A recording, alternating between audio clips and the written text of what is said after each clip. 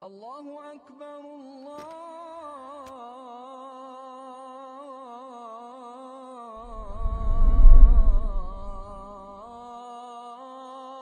أكبر. Бисмилля, альхамдулилля, вассаляту вассаляму аля расулилля. На прошлом уроке начали упражнения подготовки к Рамадану. И первое упражнение мы упомянули, это обновление таубе. То есть мы нуждаемся не просто один раз сделать таубе, а все время делать таубе. И указали на пункты, на которые надо выделить особое внимание. Это покаяние за потерянное время, то время, которое мы теряем вне поклонения, вне тех дел, которые приносят нам пользу.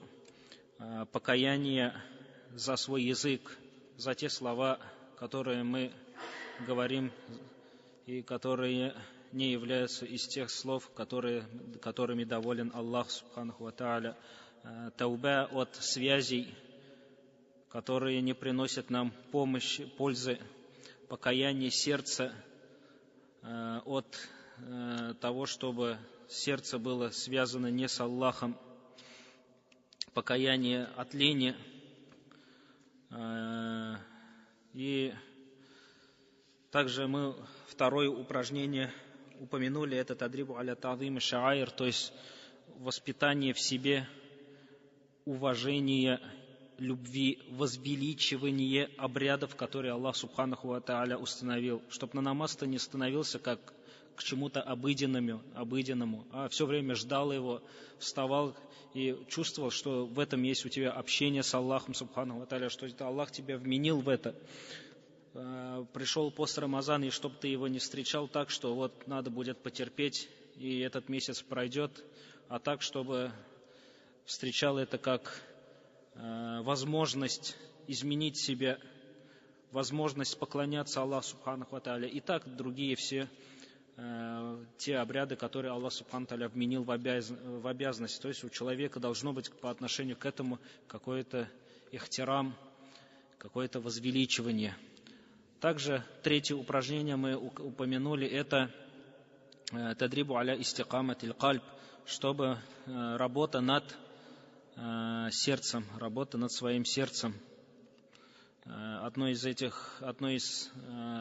упражнений, одно из пунктов этого упражнения упомянули, чтобы человек задумывался над секретами, над мудростью поклонения. И сегодня четвертое упражнение. И четвертое упражнение – это упражнение сердца над пренебрежением, для пренебрежения грехами. То есть человек пренебрегает поклонениями, а ты, наоборот, воспитываешь сердце, чтобы он пренебрегал грехами. Неприязнь у него, чуждость была по отношению к грехам, чтобы он как что-то чуждое, как что-то неприятное чувствовал, когда совершает грех или когда совершается грех по отношению к греху. В основе это в сердце есть у человека. Однако вот эта природа человека, она изменяется. Как арабы говорят, если что-то постоянно трогать, то пропадает чувство. Например, человек, который работает в печи, он уже через какое-то время может руку засовывать и вытаскивать там лепешку. Также, то есть посредством того, что много. И также человек вот этого фитра, если он много делает грехи, много совершает ошибки и не работает над этим, у человека пропадает вот эта неприязнь по отношению к греху. А в основе это у человека есть. Поэтому пророк, саллаллаху алейхи вассалям, и указывал, например, когда человек пришел к нему и спросил про грехи, и он сказал ему что это то, к чему ты питаешь сомнения. Даже если, и оставь это дело, даже если тебе люди, не ученые, тут имеется в виду, люди дадут фетву, то, что это не грех, можешь сделать. Это про какое сердце, у которого вот эта фитра есть, вот эта природа. Природа, чуждость по отношению к греху.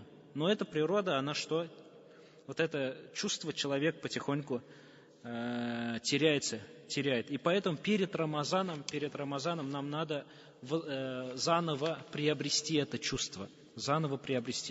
И это чувство можно приобрести только посредством размышления над Кораном, посредством зикров, которые у нас есть утром, вечером, естественно, понимая их смысл, задумываясь над их смыслом, не просто шевеление языком, почувствовать сладость общения со своим Господом, вставать на намаз.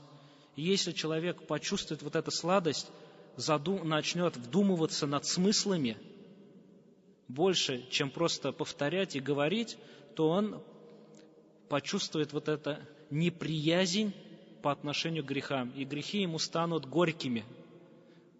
Было поклонением горьким, станет грехи горькими.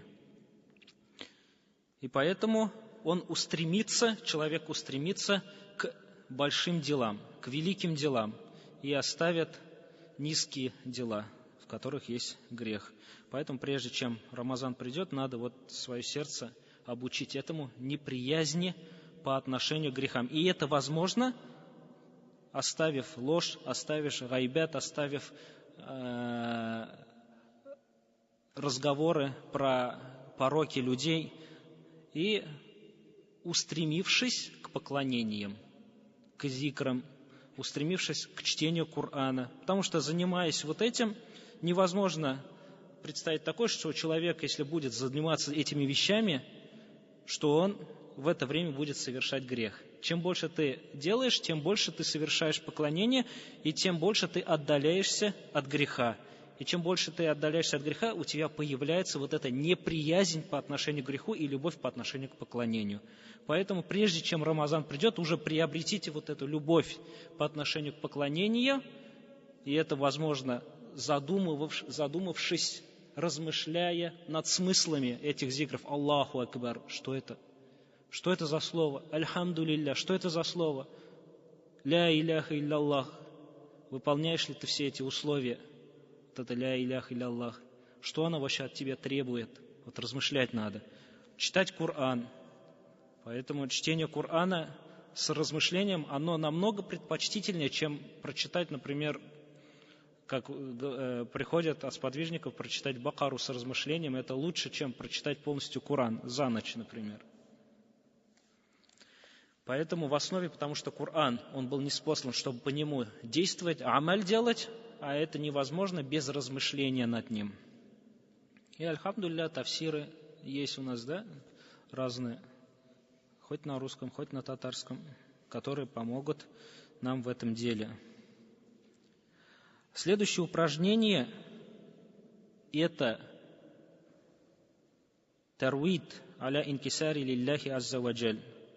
Слово тарвид – это означает совершать упражнения, воспитывать себя над чем? Над покорностью и смиренностью перед Аллахом. Над смиренностью и покорностью перед Аллахом. Ты должен почувствовать себя нуждающимся в Аллахе. Почему человек переходит границы? Почему человек совершает куфр? Почему человек совершает ширк? Почему совершает другие грехи? Аллах Тааля про это в суре Аляк, 6-м аяте говорит, 6-7 аяте, «Калля инналь инсана лаятга». Поясни, человек переходит границы, которые Аллах установил. Зачем? Ар-рааху стагна. Потому что ты увидишь его, то, что он себя считает не нуждающимся в Аллахе. И это может относиться как к неверующему, это также может относиться так и к верующему. Человек должен все время чувствовать себя нуждающимся. В основе в человеке это факр, нужда, бедность по отношению к Аллаху. Аллах только ни в чем, ни в ком не нуждается. Он не нуждается в нашем поклонении. Наше поклонение никак не принесет ему помощи, пользы, ничего не изменит по отношению к нему. И наши грехи также ничего не убавят. Как в хадисе приходит, если бы люди все были бы как сердцем пророка Мухаммада, саллаллаху алейхи вассалям, все были бы, если с таким сердцем, с такой богобоязненностью, с таким иманом, то это не прибавило бы к власти и владениям Аллаха ничего. И если бы люди были бы с сердцем Иблиса все, то это бы ничего не убавило бы от власти и владения Аллаха Субханаху ва Тааля. То есть он ни в чем не нуждается. Я аюханнас, о люди, антум фукара или Аллах, о люди, вы нуждающиеся в Аллахе. А Аллах, он гани, ни в ком не нуждается. Поэтому ты должен показать свою нужду перед Аллахом. Смотрите, Аллах Субханаху ва Тааля приводит два примера. В Али Имран 123 аяте Аллах Тааля говорит: «Валякад насаракумуллаху би бадри ва антум авилля». Аллах даровал вам победу в Бадре, и вы были слабы. Однако Аллах что сделал? Даровал победу слабы, потому что они вышли, но они чувствовали, что без Аллаха ничего не будет. Была у них вот эта смиренность перед Аллахом, покорность Аллаху. Они чувствовали свою нужду в Аллах, и Аллах даровал им победу. Прошло время, Ухуд. Что Аллах Тааля говорит? وَلَقَدْ كُنْتُمْ تَمَنَّوْنَ الْمَوْتَ مِنْ قَبْلِ أَنْ تَلْقَوْهُ فَقَدْ رَأَيْتُمُوهُ وَأَنْتُمْ تَنْظُرُونَ. Вы вышли, желая смерти, прежде чем ее увидеть. Но в сердце уже не было такой покорности. Поэтому Аллах Тааля ругает верующих в этом аяте. Уже в сердце не было такой покорности к Аллаху Субханаху ва Тааля. Уже не было такой смиренности, потому что уже богатство приобрели.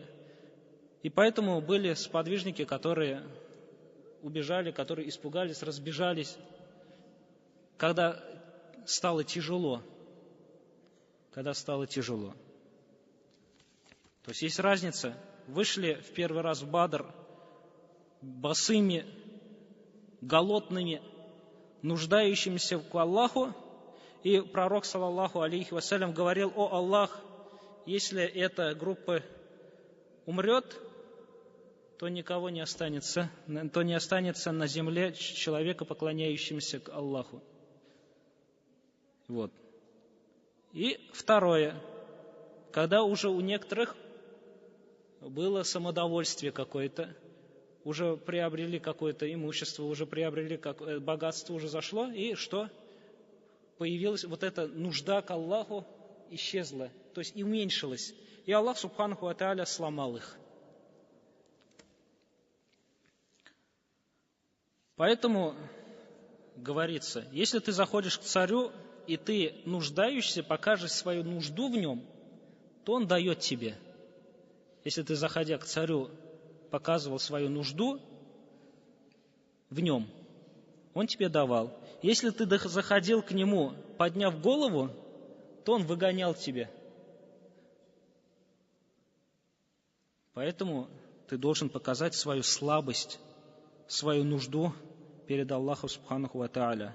И поэтому говорили салифы: «Я атайту Аллаха мин абваби куллиха». Я стремился к Аллаху разными путями, через разные двери захотел зайти, но нашел их полными. Тяжело зайти. «Фаатайту мин баби зуль». И я зашел через дверь покорности и нашел ее свободной. И нашел эту дверь свободной. Поэтому один из ученых говорил: «Анналь мукадди ва ибнуль мукадди ва хаказа кана аби ва джадди». Я нуждающийся, сын нуждающегося, и так мои были отцы и дедушка. То есть говорил, мы род, который все время показывал свою нужду в Аллаха Субханаху ва Тааля. Это укоренилось в нашем потомстве. Если человек показывает Аллаху, не людям, а Аллаху именно свою нужду, то это притягивает милость Аллаха Субханаху ва Тааля и его покорность. Аллах Тааля говорит: «Фаман ихтада фа иннама яхтади ли нафсих». И что бы ты ни сделал в этой жизни, ты это делаешь только для себя. И тот, кто идет прямым путем, ищет прямым пути, идет прямым путем, Аллах Тааля говорит: «Фа иннама яхтади ли нафсих». Он идет прямым пути только для себя. То есть пользу кому он приносит? Пользу он только себе приносит. «Ваман далля фа иннама ядиллю алейха». А кто уходит с этого прямого пути, то кому он вред приносит? он приносит вред только себе. Следующее упражнение – это искоренение злокачественных опухолей. Искоренение злокачественных опухолей. То есть прежде чем придет Рамадан, ты должен постараться искоренить свои привычки. Потому что она как злокачественная опухоль. Не просто поработать над ними, не просто там попытаться что-то сделать, а ты должен прямо искоренить их. 11 месяцев до Рамазана мы пребывали в небрежности, и поэтому вот это очень сложно изменить в Рамадане только. Это уже до Рамадана надо готовиться. И какой бы опухоль ни была, если ты его не искоренишь, оно будет только что распространяться. Она будет только распространяться. И поэтому ты должен заняться уже сейчас над работами, над своими ошибками, над своими грехами и над своими плохими привычками, чтобы эти привычки не овладели твоим сердцем.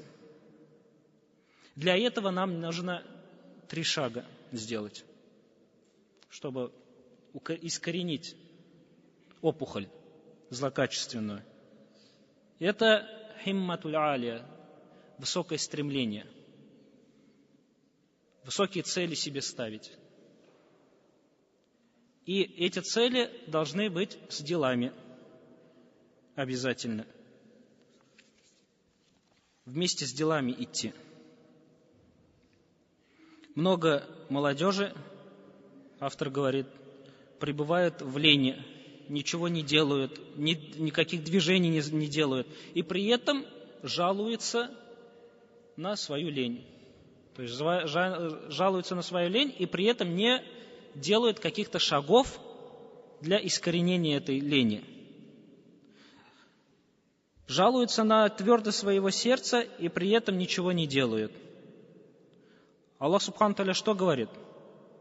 «Ман кана ярджу ликаа раббих», тот, кто верит в встречу со своим Господом, имеет надежду на это, «Фалья'маль амалян салихан», пускай делает дела. Вот ты хочешь встретиться с Аллахом, ты хочешь быть богобоязненным, ты хочешь, чтобы у тебя сердце не было черствым. Что для этого надо делать? Для этого амаль надо делать. Без амаля никак, просто словами, желаниями ничего не получится. «Валя юшрик би ибадати раббихи ахада», и пускай в этом пути не предает своему Господу сотоварищей. И поэтому, прежде чем придет Рамазан, нам нужно вот это высокое стремление. Мы должны давать вызов себе. Не просто какие-то цели, а вызов делать себе. Не так, буду или не буду, а именно буду. Вот Анас ибн Надр, он не участвовал в битве при Бадре и очень огорчился этому. И когда не спаслался аят, что этим, кто участвовал в битве при Бадре, были прощены все грехи, он сказал: «Я беру свидетелей Аллаха, если будет еще одна битва, то Аллах увидит, что я сделаю». То есть поставил себе цель, и было вот с этой великое стремление было у него. Сколько Рамаданов прошло, и есть люди, которые не освободили себя от огня, хотя было очень много возможностей. Сколько Рамазана прошло, и грехи не были прощены, хотя было очень много возможностей. Сколько было Рамазанов, и ты не встретил ночь предопределения в надлежащем образом. Поэтому, прежде чем придет Рамадан, ты должен вот как Анас ибн Надр сделать. Если придет Рамадан, то Аллах увидит, что я сделаю. То есть поставить перед собой цели и стремиться к этим целям, делать дела. Следующий шаг – это не использовать оправдание. Не использовать оправдание. «Инналь мунафикина юхади'ун Аллах ва хуа хади'ухум». Поистине мунафики пытаются обмануть Аллаха. Однако Аллах обманывает их. وَإِذَا قَامُوا إِلَى الصَّلَاةِ قَامُوا كُسَالًا. Аллах хитрит с ними. Если они встают на намаз, они встают лениво. يُرَاءُونَ النَّاسِ, занимаясь показухой. وَلَا يَذْكُرُونَ اللَّهَ إِلَّا قَلِيلًا, и поминают Аллаха очень мало. مُذَبْذَبِينَ بَيْنَ ذَلِكَ لَا إِلَى هَؤُلَاءِ وَلَا إِلَى هَؤُلَاءِ. Они между двумя группами людей, и не к этим, и не к тем. وَمَنْ يُضْلِلْ اللَّهُ فَلَنْ تَجِدَ لَهُ سَبِيلًا. И кого Аллах сбил с прямого пути, то ты не найдешь к нему пути. Поэтому оставить вот это надо. И надо себе ставить именно вызовы делать себе. Вот тут пример даже приводится. Прежде чем примеры привести. И третий путь – это начать сразу, не оставлять на завтра. То есть, хочешь научиться стоять ночью, сегодня начни. Хочешь начать Коран читать, сегодня начни. Хочешь оставить грех, сейчас начни. Не надо оставлять на завтра. Смотрите, был послан ангел смерти к Мусе. И когда он пришел к Мусе, ангелы смерти, когда приходили к пророкам, они, прежде чем забирать их душу, говорили им, что ты выбираешь, остаться или забрать. А этот ангел, когда пришел, он не дал Мусе выбора. И Муса подумал, что это не ангел, и ударил его так, что у него вышли глаза. То есть Муса очень сильным пророком был. Даже когда приходит, в камень ударил, он оставил след в этом камне. И ангел вернулся к своему Господу и сказал: ты послал меня, отправил меня к рабу, который не желает смерти. И Аллах Субхану Тааля вернул ему глаза и сказал: возвращайся к нему и скажи, поставь свою руку на быка, и сколько под этой рукой будет волос, столько ты лет проживешь. И смотрите, Муса, стремление Мусы. И он спросил, а после этого что? Когда ангел спросил его, а после этого что? После этого все равно смерть придет. Муса сказал: тогда сейчас. Не надо, не буду откладывать ничего. Все равно придет. Поэтому это ният, сильный ният. Также пророку Мухаммаду, саллаллаху алейхи вассалям, было дано выбор между ключами богатств этой земли и то, что принадлежит, то, что есть у Аллаха. И пророк, саллаллаху алейхи вассалям, выбрал то, что есть у Аллаха.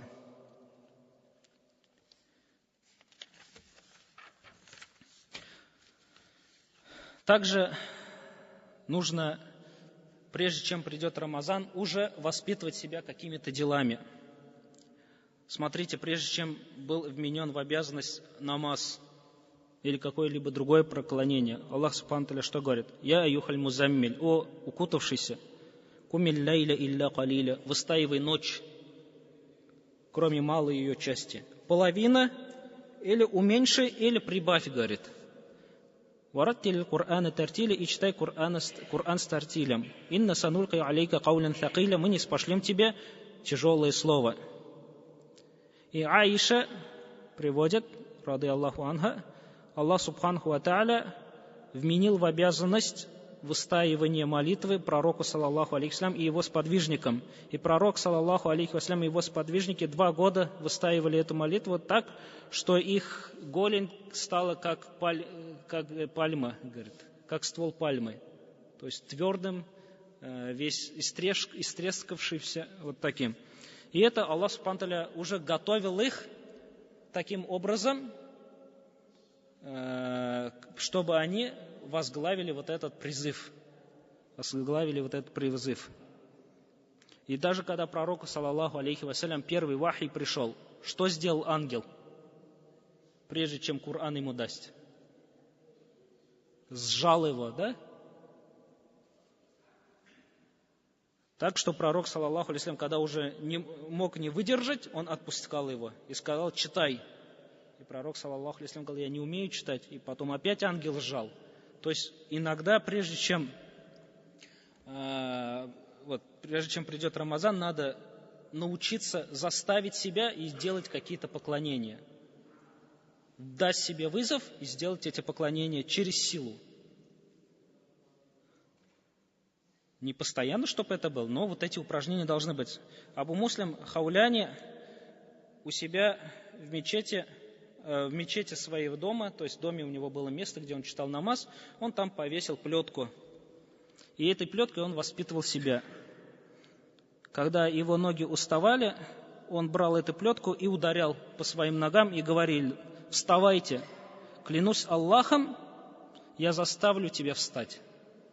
Клянусь Аллахом, я заставлю тебя встать так, что уставать будешь, что уставать будешь ты, а не я.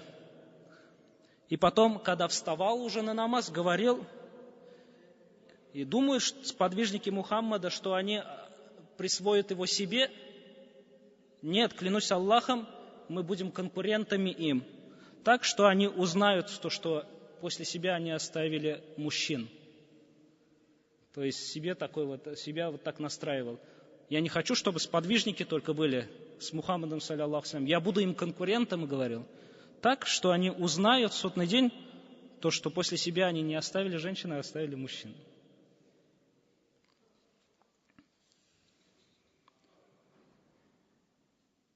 Абу Дарда говорил Субейху: «О Субейх, обучись поклонению. Поистине у поклонения есть привычка. То есть привычку введи себе. А чтобы введи привычку, надо заставить себя что-то сначала сделать. И нету, говорит, на земле ничего тяжелее, чем кафир. То есть нету для земли ничего тяжелее, чем неверующий. Поэтому прочитай намаз, как пророк, саллаллаху алейхи вассалям. Пускай у тебя одна ночь будет ракаат, в котором ты прочитаешь 5 джузов. Как сделал это пророк, саллаллаху алейхи вассалям, когда он в ракаате одном прочитал Бакара, Ниса и Али Имран. И пускай у тебя будет, например, в одном ночи, где ты будешь именно рукуи длинными делать, где тасбих, рукуи и саждя, например. Обучись саждя делать. Пускай у тебя будет ночи, в котором ты с одним аятом простоишь, но размышляя, как это делали ученые, сподвижники и ученые. Приучись, возьми одну ночь и проведи ее полностью читая Коран или полностью читая намаз. То есть не все время это, а воспитывай себя вот такими кратковременными упражнениями. Как Аллах Субханаху ва Тааля воспитал сподвижников пророка, саллаллаху алейхи вассалям. Субханак Аллахума бихамдик, ашхаду ан ла илляха илля анта, астагфирука ва атубу илейк. Вот это было пока 7 упражнений перед Рамазаном, что мы можем сделать для того, чтобы пришел Рамадан, и мы были готовыми к нему. И когда приводятся вот эти примеры у сподвижников, ученых, это не значит, что именно так надо делать. Это просто указание на то, чтобы было стремление у человека, а не именно копировать их дела. Потому что примеры, они не для того, чтобы копировать, а для того, чтобы у себя поднять желание, именно вызвать желание.